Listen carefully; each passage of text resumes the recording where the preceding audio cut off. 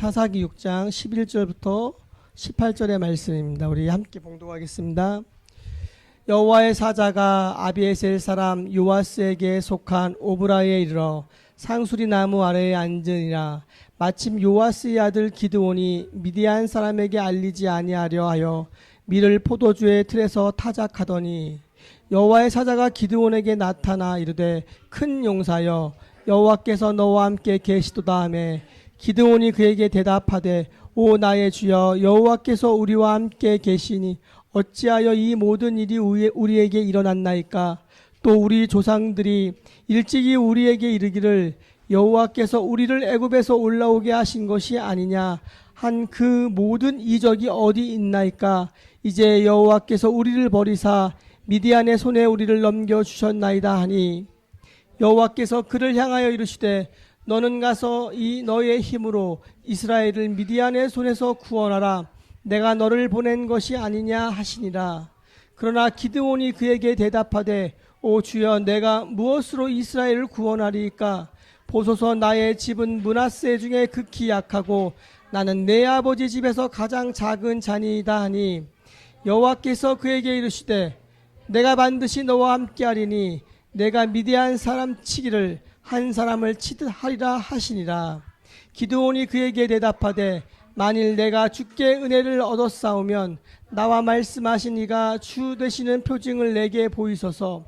내가 예물을 가지고 다시 주께로 와서 그것을 주 앞에 드리기까지 이곳을 떠나지 마시기를 원하나이다 하니 그가 이르되 내가 너 돌아올 때까지 머무리라 하니라. 아멘. 하나님의 그 부르심이라는 제목으로 박소영 전사님 말씀 전해주시겠습니다. 잠시 기도드리겠습니다. 하나님 아버지, 이 아침에 또 저희를 이 전에 모이게 하시고 하나님의 말씀을 듣게 하심을 감사드립니다. 말씀을 통해서 하나님 아버지의 앞에 우리가 얼마나 가까이 와 있고 하나님께서 얼마나 우리가 임재하시는지 더욱 깨닫는 신도들이 될 수 있도록 주여 인도하여 주시옵소서. 모든 말씀 예수 그리스도의 이름으로 기도드립니다. 아멘.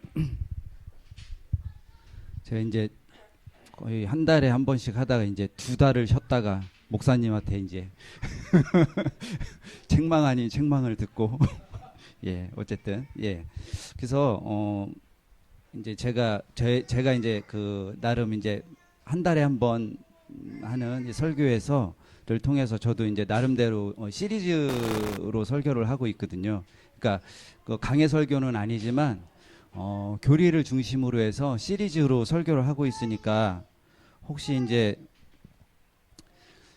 제가 소음성 난청이 있어가지고 애들이 아무리 떠들어도 전 안 들려요. 그러니까 반응하지 마세요. 그냥 미안하잖아요. 애들한테도. 어쨌든 예, 그러니까 쭉 한번 뭐 생각은 안 나시겠지만 기회 되실 때마다 제가 이제 그 설교하는 것들을 이렇게 짚어보시면 기독교에서 가장 필요한 교리들을 중심으로 설교를 하고 있는 거니까 그렇게 이제 알아주셨으면 좋겠습니다. 그래서 오늘은 이제 여러분들과 함께 이제 묵상해 보려고 하는 말씀은 부르심에 관한 것입니다.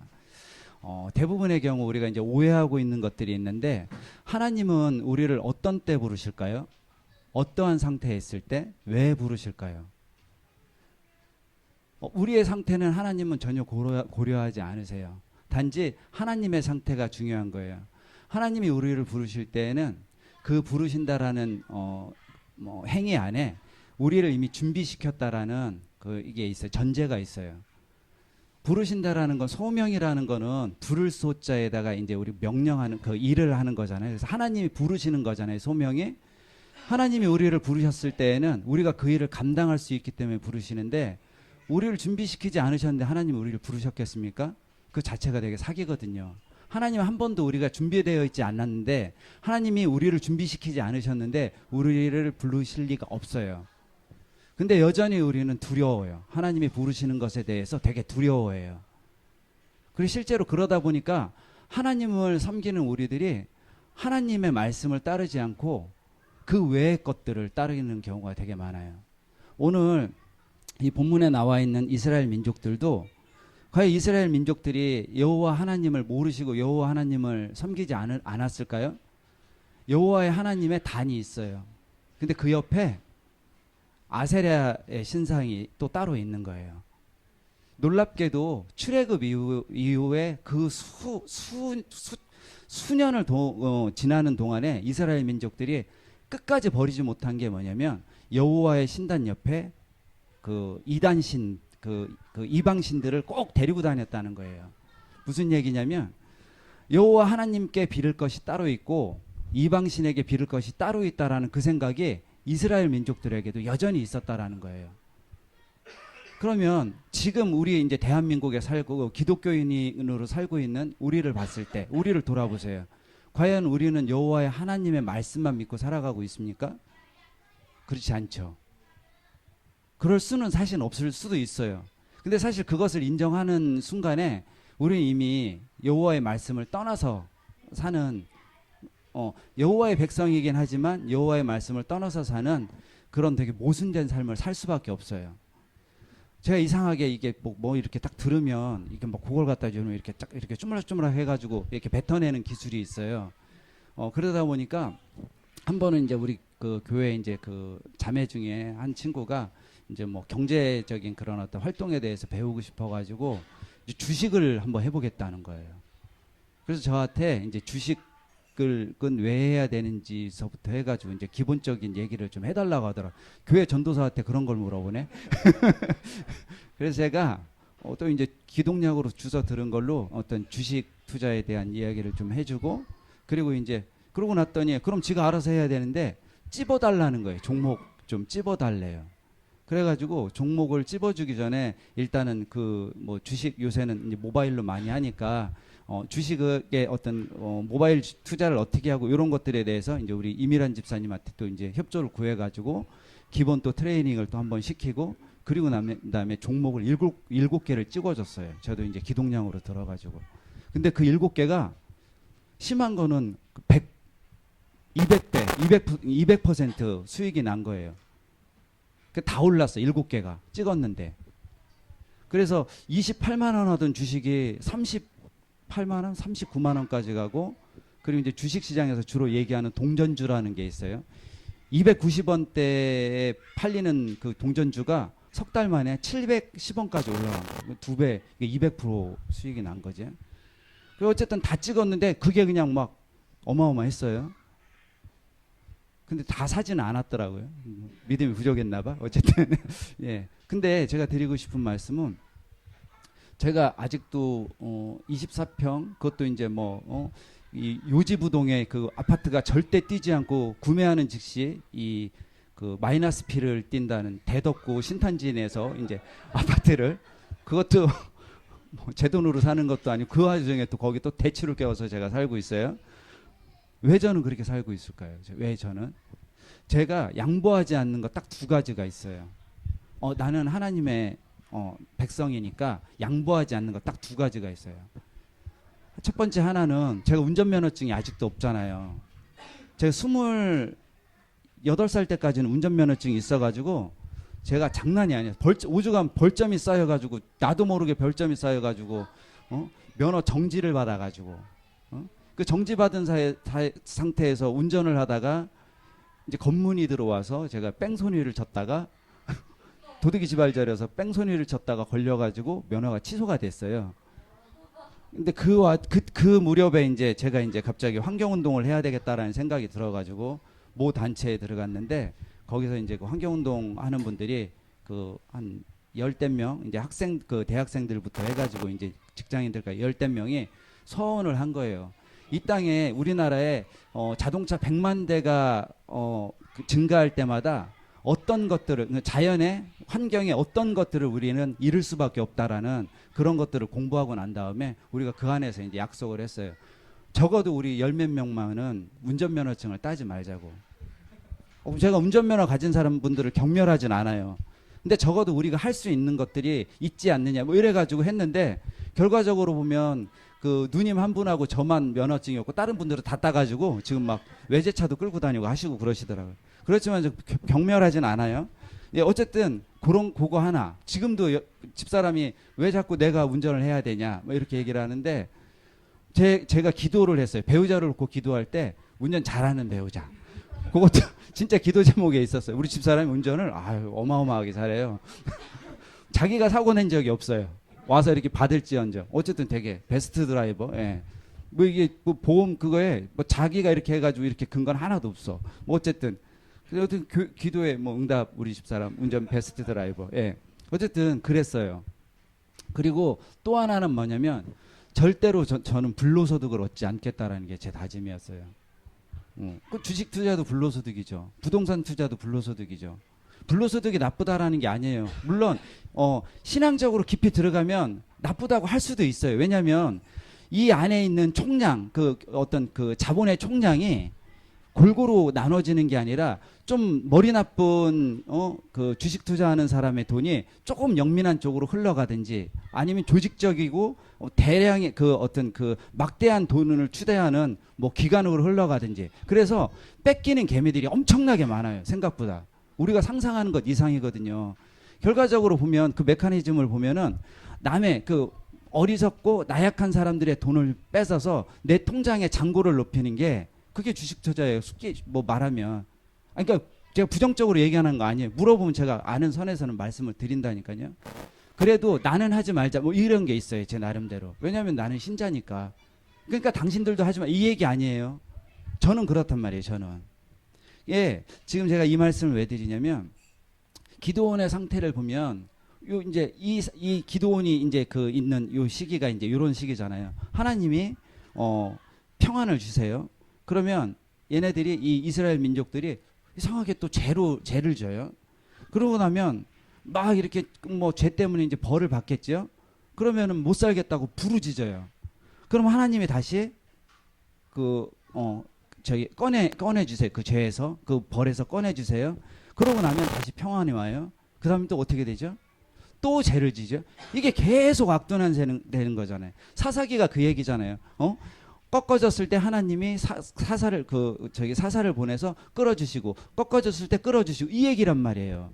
근데 저는 이제 제가 잘 모를 때는 그냥 그런 갭이다 했는데 이런 거잖아요. 한 번에 구원해 주시면 되지 왜 사사를 보내서 자꾸 깨닫게만 하시지? 이 생각에 이제 좀 이르렀어요. 그 이유는 뭐냐면 깨닫지 못한 구원은 구원이 아니에요. 이스라엘 민족들이 그 여호와를 알았잖아요. 그랬는데 여전히 죄를 짓는 이유는 깨닫지 못하기 때문이에요. 사사들은 깨닫게 하기 위해서 하나님이 보내신 거죠. 순서는 그런 거거든요. 저는 이제 그런 생각이 들었어요. 아까도 이제 그 윤선민 그 형제가 잠깐 얘기를 했지만 과연 이 시기가 기독교인이 박해당하는 시기일까요? 저는 절대 그렇게 생각하지 않아요. 비기독교인들이 참 기독교를 이끌어내는 되게 이상한 상황이라고 보는 거예요. 그래서 제가 이제 뭐 페이스북을 제가 글을 올리지는 않지만 열심히 댓글 달고 페이스북에 이제 사람들 페이스북 친구들이 올린 글들을 되게 열심히 읽고 좋아요도 막 해주고 그러거든요. 그런데 그분들 중에 이제 개독교 얘기를 하시는 분들이 있어. 그러면 개독교와 기독교가 뭐가 다른지 꼭 반드시 제가 댓글을 달아요. 대부분은 좋아요만 하고 넘어가는데 개독교 이렇게 얘기하면 그건 개독교고 이건 기독교야라고 반드시 얘기를 해요. 근데 기독교 내부에서는 우리가 개독교인지 기독교인지 구분을 못 해요. 정말 개독교들이 많다니까. 진짜 개독교들이 많아요. 예수 그리스도의 보혈의 피가 없는데 예수 그리스도의 보혈의 피를 믿지 않는데 어떻게 그게 기독교가 될 수가 있어요. 기독교는 개신돼야 된단 말이에요. 개신돼야 될 사람들이 오히려 더 고리타분한 얘기에 빠져가지고 하나도 기독교 저기질 못해요. 그럼 그건 기독교 아니잖아요. 그래서 정말 다행인 거예요. 이단 소리 안 듣고 개독교라고 하는 게 얼마나 다행이에요. 그럼 개독교들은 각성해서 기독교로 넘어오면 된단 말이에요. 근데 포기하지 않아요. 왜 기독교를 개독교나 그래? 아니 기독교가 아닌데 그럼 개독교라고 그러지 뭐라고 부르겠습니까? 근데 정작 우리 기독교인들도 개독교라고 하는 것에 대해서 되게 흥분을 해요. 흥분하시지 말아야 된다고 생각을 해요. 하나님이 부르신 백성은 많겠지만 거기서 정말 구원받을 민족은 몇 명이나 되겠습니까? 하나님은 두렵다고 하셨어요. 깨닫지 못한 사람들이 하나님이 우리에게 주실 구원의 복을 알까봐 두려워하셨다니까요. 그래서 눈을 가지고 우둔하게 만들려고 하셨어요. 우리 신자들한테. 이 시기가 그런 시기잖아요. 저희는 개독교입니까? 기독교입니까? 저는 기독교라고 확신해요. 사실은 제가 되게 웃기는 게 뭐냐면, 물론 모르는 분들은 그런 얘기 하실 수 있어요. 아니, 처소도 없는? 처소가 왜 없어요? 우리가 있는 이 공간이 처소인데. 물론 미안한 거는 전에 이제 그 고다진 목사님도 말씀하셨지만, 아이들이 저렇게 갇혀가지고 우리 예배 끝날 때까지 저렇게 갇혀 있는 게 되게 가슴이 아파요. 이 교육이 제대로 되겠어? 뭐 이런 거 있잖아요. 이런 마음 때문에 되게 미안하고 죄송하기는 하지만, 그럼에도 불구하고 저는 싸우고 있다라는 생각이 드는 거예요. 싸우고 있다라는 생각이. 참 기독교를 위해서, 우리가 참 기독의 회복을 위해서 우리가 싸우고 있다라는 나름대로 자부심이 있어요. 처음에 작년 1월 이맘때 우리 이제 청년들이 왔을 때는 되게 불안하고, 그다음에 갈등도 있었고, 그리고 되게 위축되는 게 있었어요. 이제 모 교회가 이제 해산되면서 이제 뿔뿔이 흩어졌다가 이제 우리 교회로 이렇게 오면서, 뭐 그때도 이제 한 번에 오진 않고 이렇게 여기저기 떠돌아다니다 왔겠지만, 그러면서 어떤 교회에 어떤 청년들에 대한 그 훌륭한 그 교육 시스템도 받고, 또 어느 교회에 뭐 어떤 뭐 뜨거움도 받겠죠. 그리고 말씀도 봤을 거예요. 목사님의 말씀도 보고 했겠지만, 그러는 중에 우리 교회로 다시 왔어요. 그러다 보니까 사실 처소가 없잖아요. 그러니까 개독교의 눈으로 봐서는 우리 교회는 처소가 없는 거예요. 그런데 지금 우리 청년들이랑 이야기를 우리 집사님들도 마찬가지지만, 우리 청년들, 우리 집사님들이 되게 자부심을 갖는 건 뭐냐면, 우리 교회가 대전에 비교할 때가 거기밖에 없으니까 새로남하고는 비교도 안 된다, 이런 얘기를 해요. 정말로. 저도 그렇게 생각을 하거든요. 저희 교회가 작은 교회라고 얘기를 하는데, 저는 이제 이미 우리는 작다 크다라는 개념 자체를 버려야 된다고 생각을 해요. 우리가 작다라고 표현하는 거는 어쩔 수 없이 우리가 가지고 있는 신앙의 크기가 아니거든요. 규모예요, 규모. 근데 그 큰 것들이 큰 노릇을 못하고 세상 사람들의 손가락질 받을 만한 개독교 짓을 하고 있는데, 그런 것들을 우리가 부러워하고 그게 못 돼가지고 안 되란다면은 우리가 진짜 신자는 아니잖아요. 저는 우리가 자존심이 있었으면 좋겠어요. 우리가 기독교인으로서 기독교의 가치를 회복해 간다라는 자존심이 있었으면 좋겠어요. 기도원의 상태도 그렇게 좋지는 않아요. 기도원의 상태도 보면 그 밑에 이제 쭉 보면 그 밑에 이제 19절 이하로 내려가면 뭐 종도 하인도 뭐 10명씩 부릴 정도로 못 먹는 집안이 아니거든요. 근데 이 포도주 틀 안에 들어가 가지고 나락을 까고 있어요. 포도주 틀 안에 들어가 가지고 이게 얼마나 궁색해요, 그죠? 그냥 이거 좀 까가지고 지가 혼자 이렇게 먹으려고 했나봐. 맨날 이방 민족에 와가지고 추수할 때쯤 와가지고 다 뺏어가고 막 가축부터 해서 싹 쓸어 가니까 요 때가 이제 고무렵이었기 때문에 이제 되게 먹을 게 귀했나봐요. 근데 치사하게 이 기도원, 우리가 얘기하면 뭐 300용사 기도 뭐 이런 거 막 생각을 하는데, 그 기도원의 시작이 그 포도주 틀에서 남한테 들킬까봐 몰래 들어가가지고 이 나락 가는 거 하다가 여호와를, 하나님의 사자를 만난 요 장면이란 말이죠. 이 나락 가다가. 근데 우리 삶도 다르지 않다라는 거예요. 우리 삶도. 제가 막 아직도 인식이 그렇잖아요. 제가 봐서 우리나라는 죽을 때까지 그럴 것 같은데, 저 공장 노동자거든요. 저도 사실은 한때는 되게 부끄러웠어요. 공장 노동자라는 게. 20대 때는 노동운동도 하고 학생운동도 하고 했으면서도, 실상은 제가 공장에 들어가서 일을 해보니까 이분들이 너무 단순하고, 그리고 너무 단순한 일을 반복적으로 하시고, 그러면서 또 어떤 자기 삶의 뭐 낙이나 기쁨이라는 거를 그냥 단지 그냥 일 끝나고 마시는 소주 한 잔, 뭐 이런 정도? 밖에 느껴지질 않는 거예요. 그런 삶 속에 내가 같이 편승된다라는 게 너무 부끄러웠어요. 근데 어느 날 제가 이 일을 하고 있는데, 기계 앞에서 일을 하고 있는데 하나님이 임하셨어요. 예. 그잖아요. 아니 그 공장 노동자들을 가장 잘하는 사람은 누굴까요? 공장 노동자예요. 이스라엘 백성 중에 가장은 아니지만 어쨌든 보편적으로 되게 째째하고 치사한 기드온에게 왜 하나님이 찾아가셨을까요? 그 민족을 가장 잘 알기 때문에 그래요. 우리가 어디에 어떠한 상태에 있든지 우리가 부끄러워할 필요가 없어요. 왜냐하면 우리는 그 상태에서 부르심을 받았기 때문에 그래요. 우리가 뭔가 되었을 때, 우리가 뭔가 되었기 때문에 하나님이 부르시나요? 그러지 않다니까요. 하나님이 큰 계획 안에서 우리를 부르셨단 말이에요. 여호와의 사자가 용사여야 한단 말이에요. 포도주 틀 안에 들어가서 나락을 몰래 까고 있는 기드온한테 가가지고 용사여 하고 부른단 말이에요. 여호와의 사자가 빚고 와서 용사여 그랬을까요? 아니에요. 그 기드온이 그 안에 내재되어 있는 그 하나님의 그 능력을 믿는 의지하는 그 믿음을 통해서 용사가 될 것이라는 그 확신을 기드온에게 준 거예요. 조롱한 게 아니란 말이에요. 하나님이 우리를 찾아오셨어요. 찾아오셔서 우리를 부르셨단 말이에요. 그 부르심에 우리는 응답을 했어요. 근데 지금 우리 삶은 어떤가요? 여전히 믿음이 흔들리고 있잖아요. 저도 흔들려요. 지난 몇 주 동안은 되게 힘들었어요. 제 나이 또래에 저 정도 머리 좀 굴리고 좀 수완 발휘한 사람들이 세종의 아파트가 한 채도 아니고 두 채가 있대. 지금 막 앞에 단위가 바뀌었어. 막 5억, 막 6억, 7억, 8억 이런데요. 제가 나보다 공부도 못했는데 머리도 나쁜데 쟤는 저러는데 저는 여전히 뛰지 않고 사자마자 마이너스 P 신탄진에서 그것도 대출받아서 이러고 살고 있는 제 인생이 되게 답답하고 짜증나더라고요. 집사람도 그런 얘기를 했어요. 누구한테 주식 사라고 하지 말고 대출받아서라도 네가라도 사지.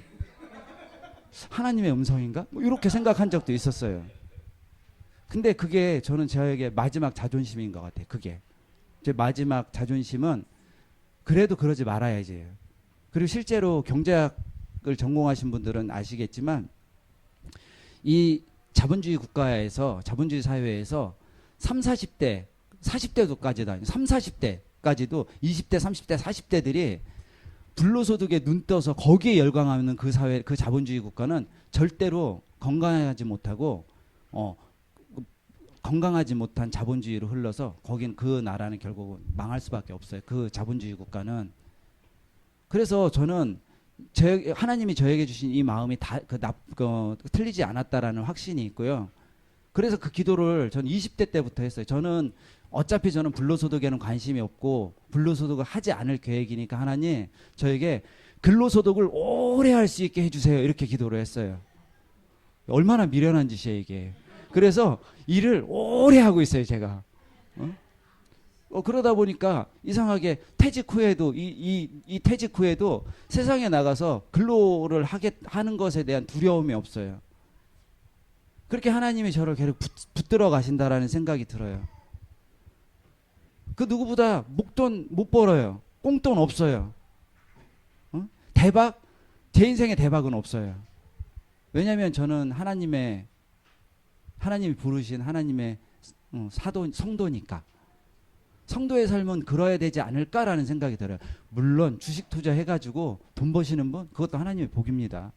나는 복이고 니네는 아니야 이거 아닙니다. 이렇게 되면 이제부터 갑자기 개독교로 이제 흘러가는 거예요. 이제 그런 편견이 있는 게 아니라 저 같은 사람도 인정을 해주셔야 되고 그런 분들도 그 안에서 더 벌 수 있는데 양심을 걸고 10억 벌을 거 5억만 버는 그분들도 저는 기독교인이라고 확신해요. 정말 그렇게 얘기할 수 있어요. 세상에 더 짓밟을 수 있는데 그거 참아가면서 자기가 가지고 있는 그것들을 하나님이 주신 마음 안에서만 발휘한 이런 사람들도 분명히 저는 기독교인이라고 믿거든요. 그러나 극단적으로 봤을 때 불로소득을 지향하는 그런 기독교인들도 저는 많아졌으면 좋겠어요. 그런 것들이 인정되는 사회였으면 좋겠어요.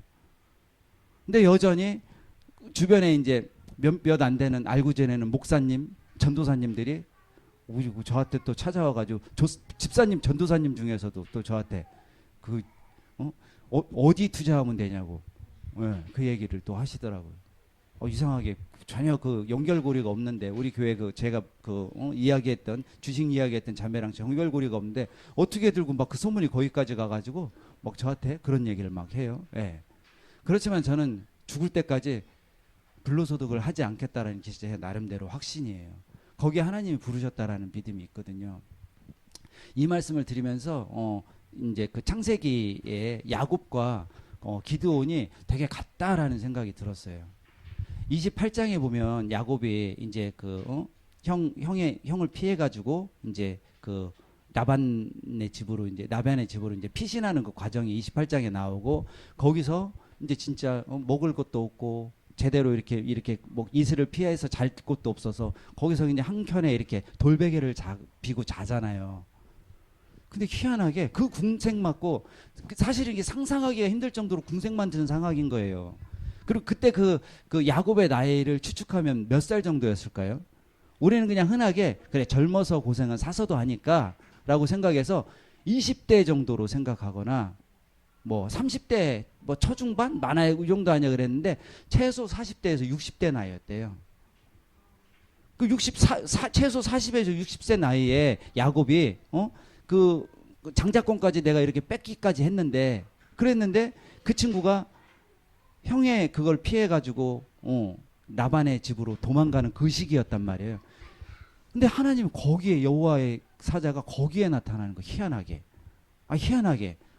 좀 해서 장자권 해가지고 거기서 좀 이렇게 뭐 족장 노릇도 좀 하고 뭐 힘도 좀 부리고 막 뭐 이럴 때 나타나시는 게 아니라 거기에 나타나신단 말이에요. 돌베개를 자고 그렇게. 근데 여러분 잘 생각해 보셔야 돼요. 기독교인들은 거기에서 하나님의 복이 임하셨구나. 하나님이 야곱과 함께 하시는구나. 이걸 깨닫는데 대부분의 기독교인들은 어떻게 생각하시는 줄 알아요? 아니 하나님의 방법으로 하셔야지 왜 하나님은 그런 방법을 쓰십니까 해요. 하나님의 방법은 그런 방법인데 기독교인이 생각하는 하나님의 방법은 그런 방법이 아니에요. 하나님이 함께 하신다라는 기독교인들의 그런 어떤 개념에는 돌베개가 금덩어리여야 되는 거야. 때거리 없이 도망갔는데 갑자기 비구작이 좋은 비계가 돌이 하나 있어.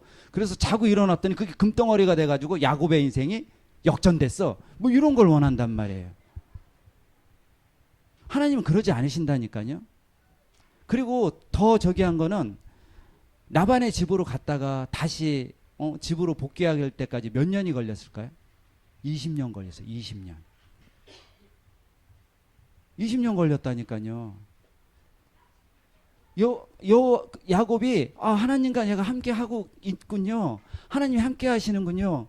이 위기에서 나를 구해 주시고 먹여 살리셔서 나를 안전하게 집으로 돌려보내 주시면 제가 뭣도 하겠습니다라고 서원까지 했는데 그 하나님이 20년 동안 삼촌네 집에서 강제 노동에 시달리게 했어요.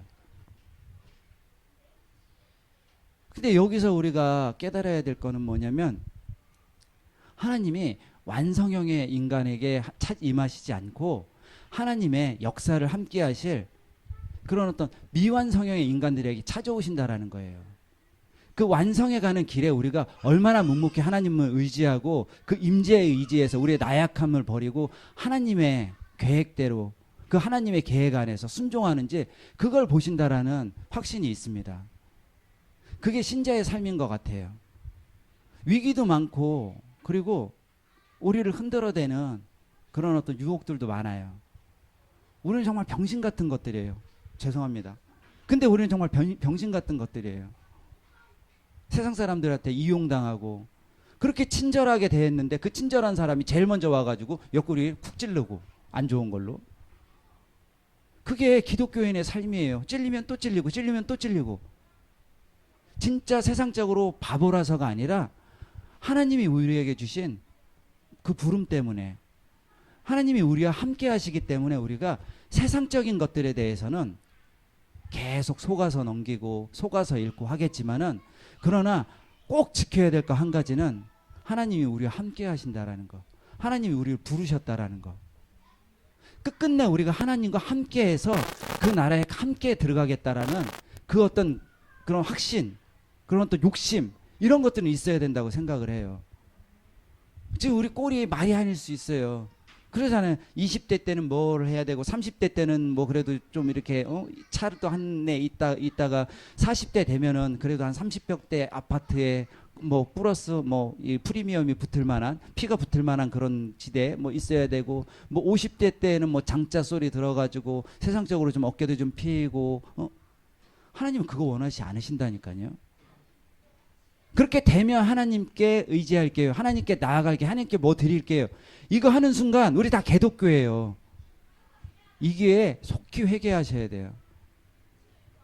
큰 게 다가오면 대부분의 사람들은 무서워해요. 깜짝 놀래잖아요. 그래서 자기 자신의 정체성에 대해서 고백하게 돼요. 자기 자신의 실존에 대해서 느끼게 돼요. 그런데 우리는 다 가짜예요. 하나님 아버지 앞에. 하나님 아버지가 우리 함께 하시고 하나님 아버지 우리에게 오셨는데, 근데 우리는 아직도 깜짝 놀라서 우리가 가지고 있는 모든 죄를 자복하지 않아요. 우리가 가지고 있는 그 모든 연약한 것들에 대해서 우리가 토설하지 않아요. 여러 신들 중에 하나인 여호와 하나님이라면 우리는 기독교가 맞아요. 진짜 여호와 하나님을 만났고 그 하나님 우리 부르셨다면 우리가 지금 가지고 있고 우리가 지금 내세워야 될 것들은 그 믿음 하나거든요. 세상적으로 우리가 금전적으로 안 되고 그 나이에 이룰 것들을 못 이뤘고 그렇다고 하더라도 그거는 하나님 아버지한테는 아무것도 아니에요. 하나님 우리에게 관심이 있어요. 나에게 관심이 있어요. 여러분 한 사람 한 사람에게 관심이 있어요.